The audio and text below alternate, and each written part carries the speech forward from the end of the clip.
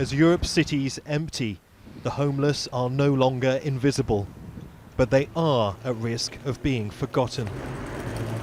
Everybody is very scared, everybody doesn't want to help, everybody is chaos, is chaos.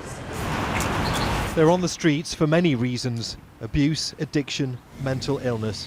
They're already 20 times more likely to contract tuberculosis or other lung diseases. And now there's the coronavirus. But it's hunger that brings them here to a charity handing out food. Since the lockdown, help has been in short supply. There's a lot less food because the restaurants are shut, hotels are shut. These people actually contribute to us normally. They give us food, surplus food. These are extreme situations. These are very dangerous times. Even before this pandemic struck, the number of people sleeping rough has been going up in nearly every single country in Europe. Now, an estimated 700,000 people are sleeping on the streets across the continent, up 70% in the past decade. 300 rooms in London hotels owned by the Intercontinental Group have been booked for the next 2 months to help homeless people self-isolate. But there are thousands more in need. In Spain, the Army and Red Cross have set up temporary shelters with hundreds of beds.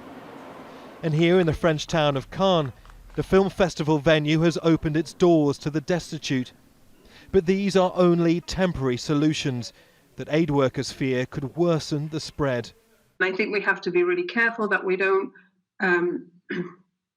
come up with solutions that actually make things worse. So grouping homeless people together in unsafe settings without triage is going to create massive clusters for infection, and we're already seeing some of that on the ground now.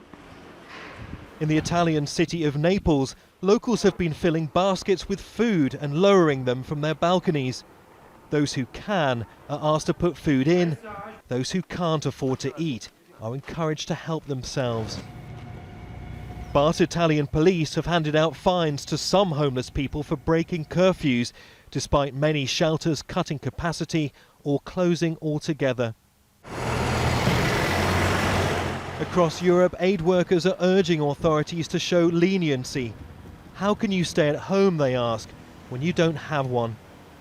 Neave, Al Jazeera, London.